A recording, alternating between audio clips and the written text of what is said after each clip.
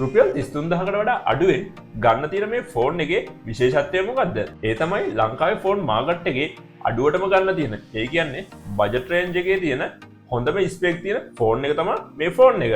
මොකද මේ ෆෝන් එකට 8GB RAM එකක් එක්ක 128GB ස්ටෝරේජ් එකක් එනවා. ඒ විතරක් නෙමෙයි. අංකල් 6.71ක ලොකු ඩිස්ප්ලේ එකක් එක්ක 90Hz refresh rate එකක් තියෙන ඩිස්ප්ලේ එකක් තමයි මේ ෆෝන් එකට එන්නේ.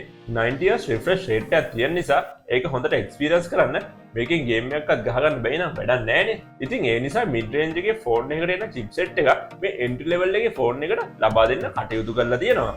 මම හිතන්නේ ෆස්ට් ටයිම් තමයි මේ වගේ චිප්සෙට් එකක් මේ වගේ බජට් ෆෝන් එකකට දාලා ඉවලා තියෙන්නේ. මේ වගේ හොඳ ස්පෙක් දීලා මේකේ බැටරි එක අඩු කරන්න බෑනේ. ඒ නිසා මේකට මිලියම්පියර් 5000ක ලොකු බැටරි එකක් ලබා දීලා තියෙනවා. ෆෝන් එකේ ලුක් එක බැලුවත් ෆෝන් එකට ලබා දීලා තියෙන ප්‍රොටෙක්ෂන් බැලුවත් සුපිරිම සුපිරි. මේ ප්‍රයිස් රේන්ජ් එකේ කිසිම ෆෝන් එකක මම දැකලා නැහැ සයිඩ් මවුන්ටඩ් ෆින්ගර්ප්‍රින්ට් සෙන්සර් එකක් එනවා. නමුත් අපි අද කතා කරන මේ ෆෝන් එකට සයිඩ් මවුන්ටඩ් ෆින්ගර්ප්‍රින්ට් සෙන්සර් එකක් ලබා දීලා තියෙනවා. ඉතින් මෙච්චර වැඩ ගොඩක් එක්ක එන ෆෝන් එක තමයි Xiaomi ආයතනයේ අලුතින්ම රිලීස් කරපු Redmi A3 කියන ෆෝන් එක. මේක Xiaomi ආයතනයේට වැරදිලා ගහපු ෆෝන් එකක්ද මන්දා. කොහොම නමුත් මේ කියන වගේ මේවා තියනවාද කියලා බලන්න අපි යමු වීඩියෝ එකට.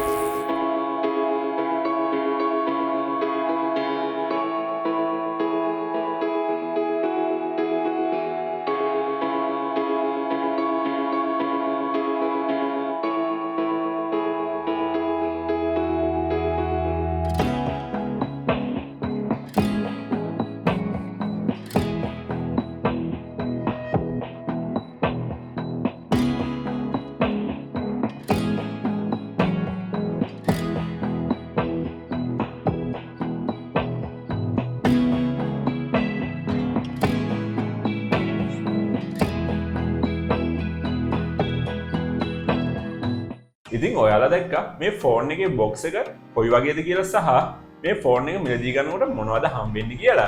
ඉතින් ඒ වගේ ෆෝන් එක මිලදී ගන්නකොට ෆෝන් එකත් එක්ක බෑක් කවර් එකයි, ටෙම්පර්ඩ් ග්ලාස් එකයි, හෑන්ඩ් ෆ්‍රී එකයි හම්බෙන්නේ. ඔයගොල්ලෝ මේක TechTrix එකෙන් මිලදී ගත්තොත් විතරයි. ඒ දේවල් ඔයගොල්ලන්ට හම්බෙන්නේ සම්පූර්ණයෙන්ම නොමිලේ. ඉතින් ඒ විතරක් නෙමෙයි. ඔයගොල්ලෝ මේ වීඩියෝ එක බලලා TechTrix එකෙන් ඕඩර් කරනවා නම් ඔගොල්ලන්ට මේක ෆ්‍රී ඩිලිවර් කරගන්නත් හැකියාව තියෙනවා.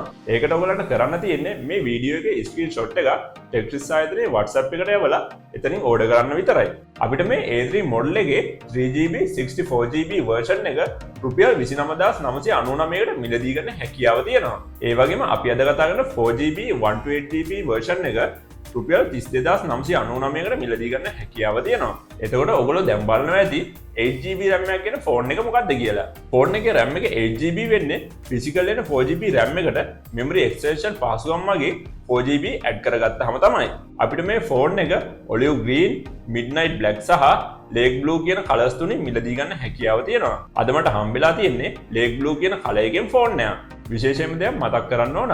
ඕගොල්ලන්ට මේ ෆෝන් එකම TRCSL එකේ approved නැති ෆෝන් රුපියල් 3000කට වඩා අඩුවේ වෙළඳ පොලේ මිලදී ගන්න තියෙනවා. හැබැයි මම නම් රෙකමන්ඩ් කරන්නේ රුපියල් 3000 වාසිය බලන්න නැතුව TRCSL එකේ approved ෆෝන් එකම මිලදී ගන්න කියලා. මොකද ළඟදිම දවසක මං හිතන්නේ මාස 2-3ක් ඇතුළතම TRCSL approved නැති ෆෝන් වලට රජයෙන් ඉක්මනටම ඇක්ෂන් එකක් ගනිවි. ඒ විතරක් නෙමෙයි මේ ෆෝන් එකම ස්ක්වෙයාර් පින් charger එක එන ෆෝන් එකකුයි රවුන්ඩ් පින් charger එක එන ෆෝන් එකකුයි දෙකක් තියෙනවා. ඉතින් ඒ නිසා ස්ක්වෙයාර් පින් charger එක එන UK standard quality එකේ ෆෝන් එකම මිලදී ගන්න අමතක කරන්න එපා. ඔයා මේ ෆෝන් එක TechTrix ආයතනයෙන් මිලදී ගන්න ඕන නම් කිසිම දෙයකට බය වෙන්න දෙයක් නැහැ. TRCSL එකේ approved ඒ වගේම UK standard quality එකේ ෆෝන් තමයි මේ TechTrix ආයතනයෙන් මිලදී ගන්න තියෙන්නේ. අපි එහෙනම් බොක්ස් එක අන්බොක්ස් කරගෙන බලමු. බොක්ස් එක ඕපන් කරගත්ත ගමන්ම අපිට ඩිවයිස් එක බලා ගන්න පුළුවන්. ඊළඟට 10W charger එක, Type C USB cable එක සහ SIM tray ejecting tool එක අපිට බලා ගන්න පුළුවන්. wow, ඩිවයිස් එක අතර ගත්තාම කිසිම වෙලාවක හිතෙන්නේ නැහැ මේක රුපියල් 33000කට වඩා අඩු ෆෝන් එකක් කියලා. ඒ වගේම මේ දවස්වල තියෙන රැල්ලෙන් මිදිලා මේ ෆෝන් එකට යුනික් පෙනුමක් ලබා දෙන්න Xiaomi ආයතනය කටයුතු කරලා තියෙනවා. මේ ෆෝන් එකේ උස වෙන්නේ මිලිමීටර් 168.4ක් සහ පළල වෙන්නේ මිලිමීටර් 76.3ක්. ෆෝන් එකේ thickness එක ගත්තොත් මිලිමීටර් 8.3ක් වගේ thickness එකක් තමයි මේ ෆෝන් එකට තියෙන්නේ. මේකේ ඩිසයින් එක ගත්තොත් බැලු බැලමට හතරස් පෙනුවක් තමයි තියෙන්නේ. නමුත් ෆෝන් එකේ එජ් වලට යන්තම් පොඩි කර්ව් එකක් ලබා දීලා තියෙනවා. ඉතින් ඒ නිසා අතරත් මාර්ම කම්ෆර්ටබල්. ෆෝන් එකේ ෆ්‍රේම් එක සම්පූර්ණයෙන්ම ප්ලාස්ටික් වලින් තමයි හදලා තියෙන්නේ. ඒ වගේම ෆෝන් එකේ බෑක් එකට ග්ලාස් ප්‍රොටෙක්ෂන් එකක් ලබා දෙන්නත් කටයුතු කරලා තියෙනවා. ඉතින් ඒ නිසා ෆෝන් එකේ බෑක් එක එහෙම ඊරෙන්නේ නැහැ. ඇත්තටම මේ ෆෝන් එකේ බිල්ඩ් ක්වොලිටි එකයි ලුක් එකයි වෙන බ්‍රෑන්ඩ් වල එන්ට්‍රි ලෙවල් එකේ කිසිම ෆෝන් එකක අපිට බලා ගන්න ලැබෙන්නේ නැහැ. ඊළඟට ෆෝන් එකේ ඩිස්ප්ලේ එක ගැන කතා කරනවා නම් අඟල් 6.71ක HD+ ඩිස්ප්ලේ එකක් අපිට බලා ගන්න පුළුවන්. මේ ෆෝන් එකේ ඩිස්ප්ලේ එකට Corning Gorilla 3 glass එකකින් ප්‍රොටෙක්ෂන් ලබා දීලා තියෙනවා. මේ ප්‍රයිස් රේන්ජ් එකේ කිසිම ෆෝන් එකක ඩිස්ප්ලේ එකකට මේ වගේ ප්‍රොටෙක්ෂන් එකක් අපිට බලා ගන්න ලැබෙන්නේ නැහැ. අනිත් විශේෂම දේ තමයි 90 Hz refresh rate එකක් තියෙන නිසා මාරම ස්මූත් ඩිස්ප්ලේ එක එක්ස්පීරියන්ස් එකක් අපිට මේ ෆෝන් එකේ ඩිස්ප්ලේ එකකින් ලබා ගන්න පුළුවන්. ඒ දේවල් වලට අමතරව 90ක ස්ක්‍රීන් ටු බොඩි රේෂියෝ එකක් සහ nits 500ක බ්‍රයිට්නස් වගේකුත් ලබා දීලා තියෙනවා මේ ෆෝන් එකේ ඩිස්ප්ලේ එකට. ගානත් එක්ක බලපුවාම outdoor visibility එක සහ viewing angles ඇත්තටම ගොඩක් හොඳ මට්ටමක තියෙනවා කියලා මට කියන්න පුළුවන්. ඩිස්ප්ලේ එකේ කලර්ස් ගත්තත් සෑහෙන්න හොඳයි. ෆෝන් එකේ බටන් සහ පෝට් තියෙන විදිහ ගැන කිව්වොත් දකුණු අත පැත්තේ සයිඩ් එකේ වොලියම් අප් ඩවුන් බටන් එකත් ඊට යටින් අපිට පවර් බටන් එකත් බලා ගන්න පුළුවන්. මේ පවර් බටන් එකේම තමයි ෆින්ගර්ප්‍රින්ට් සෙන්සර් එකක් එන්නේ. මේ ෆෝන් එක බජට් රේන්ජ් එකේ ෆෝන් එකක් වෙලා සයිඩ් මවුන්ටඩ් ෆින්ගර්ප්‍රින්ට් ස්කෑනර් එකක් ලබා දීලා තියෙන එක නම් ගොඩක් වටිනවා. ෆෝන් එකේ යටපැත්තෙන් අපිට බලා ගන්න පුළුවන්කම ලැබෙන්නේ Type C charging port එකයි mic එකයි විතරයි. මේ ෆෝන් එකේ උඩ පැත්තෙන් තමයි ස්පීකර් එකයි 3.5mm headphone jack එකයි පිහිටලා තියෙන්නේ. ඒ වගේම මේ ෆෝන් එකටත් 3G slot එකක් ලබා දීලා තියෙනවා. ඉතින් ඒ නිසා SIM card දෙකකුයි 1TB වෙනකම් memory card එකකුයි භාවිත කරන්න හැකියාව ලැබෙනවා අපිට මේ ෆෝන් එකේ. අපිට මේ ෆෝන් එකේ security වලට face unlock පහසුකම සහ fingerprint unlock පහසුකම ලබා දීලා තියෙනවා. fingerprint sensor එක මාරම fast. මේ ෆෝන් එකේ price එකත් එක්ක බලපුවාම ඇත්තටම ගොඩක් හොඳ ස්පීඩ් එකක් තියෙන මම බලාපොරොත්තු වුණාටත් වඩා.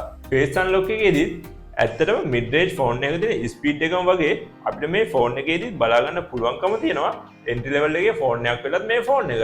මේ ෆෝන් එකේ අපිට මිලිඇම්පියර් 5000ක ලොකු බැටරි එකක් බලා ගන්න පුළුවන්.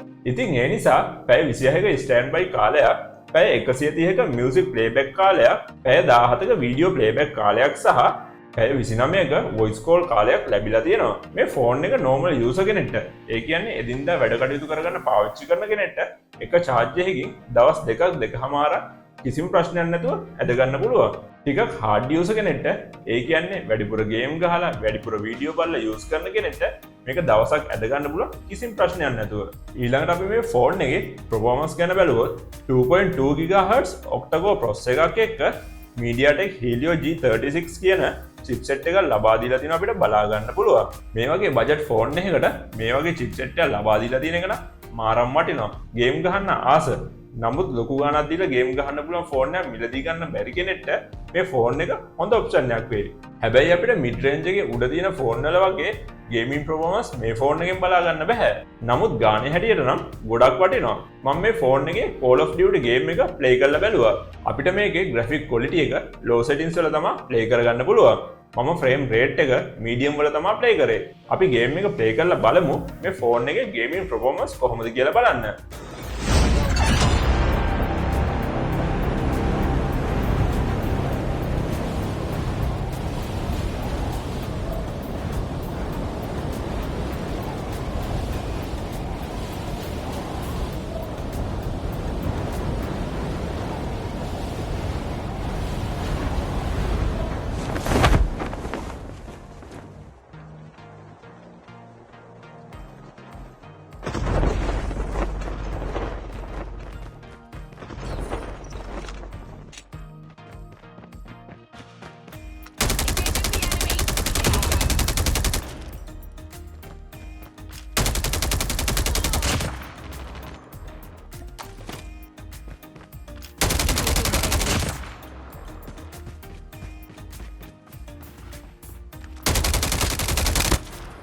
Reloading, cover me.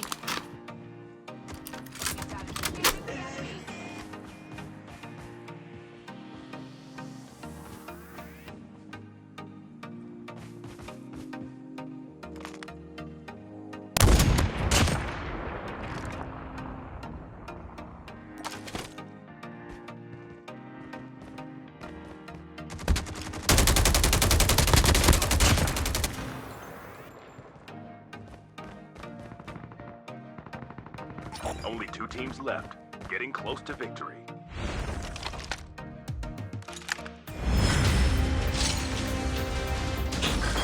ඉතින් ඔයාලා දකින්න ඇති මං ගේම් එක ප්ලේ කරනකොට ලොකු ඉෂුව එකක් නැතුව මට ගේම් එක ප්ලේ කරගන්න හැකියාව ලැබුණා.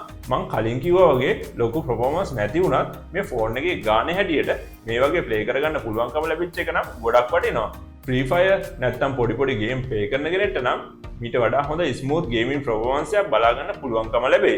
මේ ෆෝන් එකට ලේටස්ට්ම Android version එක වෙන Android 14 version එක තමයි එන්නේ. විශේෂම දේ තමයි මේ ෆෝන් එක ඔයගොල්ලෝ මිලදී ගන්නකොට මිලදී ගන්න ලැබෙන්නේ මේ ෆෝන් එකේ තිබ්බ bugs එකෙන් fix කරලා එන අලුත්ම update එකත් එක්ක ෆෝන් එක. ඊළඟට ෆෝන් එකේ sound quality එක ඒකටත් ඉතින් කියන්න වැරද්දක් නැහැ. මොකද මේ ෆෝන් එකේ ගානත් එක්ක මම බලාපොරොත්තු වුණාටත් වඩා හොඳ මට්ටමකින් මට මේකේ sound experience කරගන්න හැකියාව ලැබුණා. එක දෙයක් මතක් කරන්න ඕන මේ ෆෝන් එක පික්මි හයර් දුවන කෙනෙක්ට නම් හරියන්නේ නැහැ. මොකද පික්මි ඩ්‍රයිවර් ඇප් එක මේ ෆෝන් එකේ වැඩ කරන්නේ නැහැ. නමුත් පික්මි නෝමල් ඇප් එක නම් කිසිම අවුලක් නැතුව වැඩ කරගන්න පුළුවන්.